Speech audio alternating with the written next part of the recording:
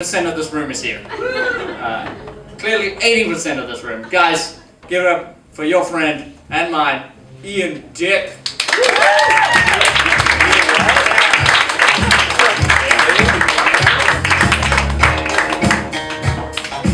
Hey friends, literally friends, people I know personally, mostly. Thanks for coming out. Give another round of applause for Ariel. He's didn't expect to be hosting tonight, and he's doing a bang-up job. So many of my jokes are based on you guys not knowing me personally, but let's just pretend you don't. As Ariel mentioned, my last name is Dyck. So obviously that had a profound effect on me growing up. It's partly why I'm standing up on a stage with a microphone, but also it made me try to be really super nice to everybody that I meet, just so that they can't like smugly call me a dick for being mean to them. Like, did you get? Yeah, I know. And he was mean to me. He was really mean. And his name is Dyck. It's perfect. I know, right? It's so yeah, I know. He's like a dick and his last name is Dyck. I don't, like, that's a nightmare for me, even imagining that scenario, which is, you know, it's a unique thing because I wouldn't imagine that anybody else that has a last name that has an alternate meaning has these same concerns. Like, if my last name was Taylor, I wouldn't be real concerned that people are gonna assume that I can hem their pants or like make a suit for them.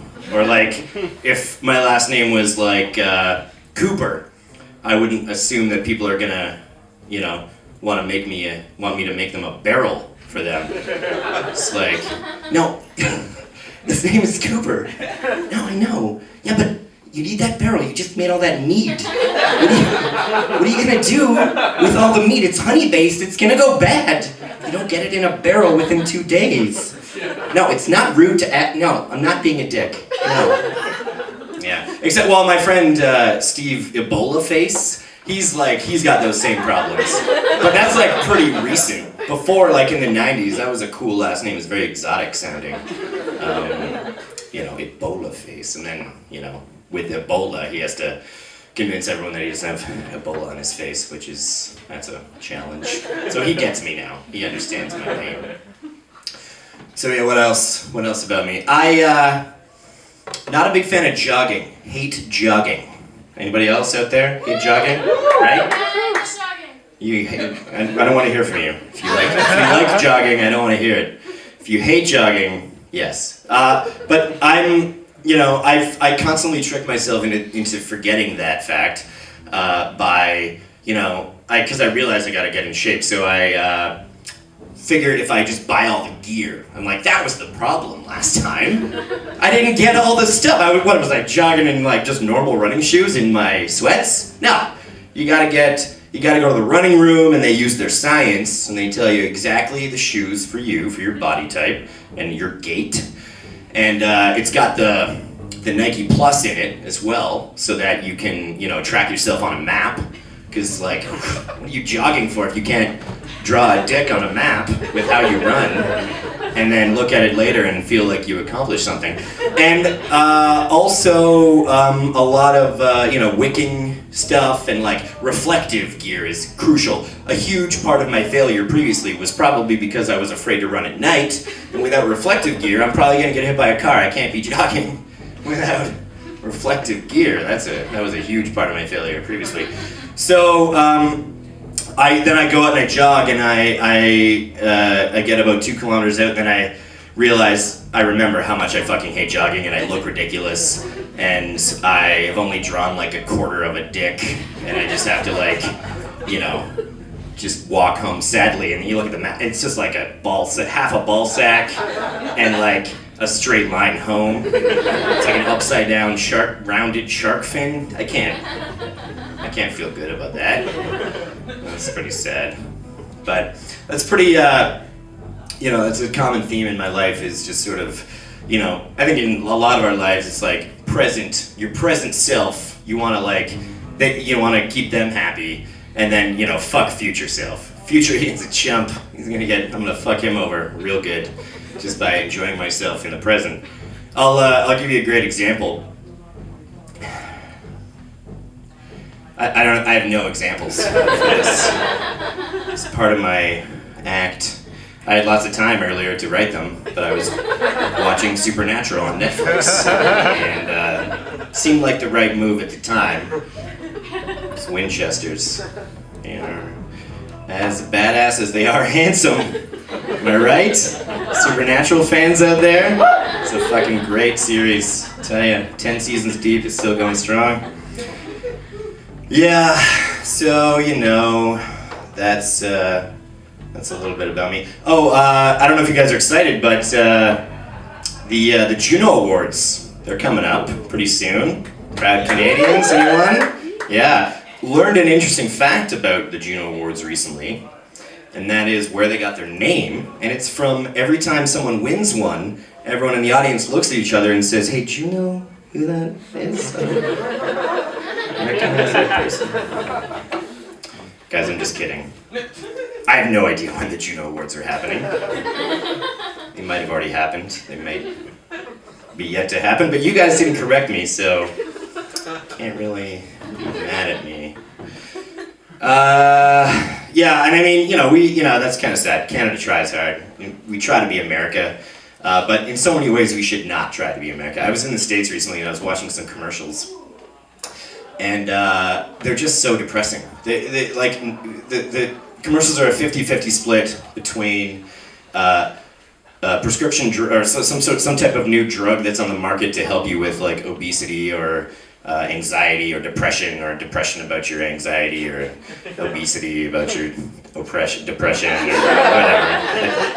That doesn't make any sense. But and then the other 50% are like law firms offering, legal coverage for the class action lawsuit about the drug that you took previously and had like unforeseen side effects that fucked you up and, did something terrible to you. So I realized that there's a vacuum in the market. So if anybody has some funding they can throw my way, got a new idea. It is a drug that helps you deal with the anxiety associated with your class action lawsuit. So, just talk to me after the show, and we'll get her done. I'll be good. Speaking of anxiety, I'm a relatively confident guy. I don't get a lot of anxiety, but one of the things that gives me a great deal of anxiety is greeting people these days. Back in the old days, I sound like an old man here, but back in the old days, it was very simple. You just shook a person's hand. Hey, good to meet you, Sam. Nice to meet you, Joe. Just just get a nice little firm handshake in there. Call them Sam or Joe, regardless of their name, and you're good. Bob's your uncle. But nowadays, everyone's so cool. They got their own personal greeting, and it's like you go in, you might be a fist bump, might be one of these guys, and then one of these guys might lead to one of these guys, and then like, this one? I don't know, is that Pauly Shore, like the Weasel? I think Weasel the Juice, he did that. And then you gotta tuck them in at the back, and I always just end up doing something it just never works out well. So, but the main thing that I miss, that I wish was a part of that whole mess of handshake greetings, is the low five. But you don't see that anymore. It's gone. It's gone from most people's roster, and you know who I blame? It's those down low, too slow motherfuckers. Just no confidence anymore that you're gonna make skin contact, and as a result, an entire form of congratulations has gone extinct.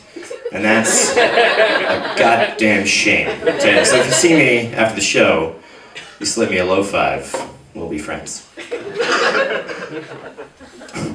For those of you who aren't already my friends, double friends. It's a new phase of friendship. So guys, I'm gonna leave you with, I've been learning guitar recently. My guitar teacher is actually in the audience. And I found that it's a really great way to cope with annoying life events. You write songs about them, country songs about them.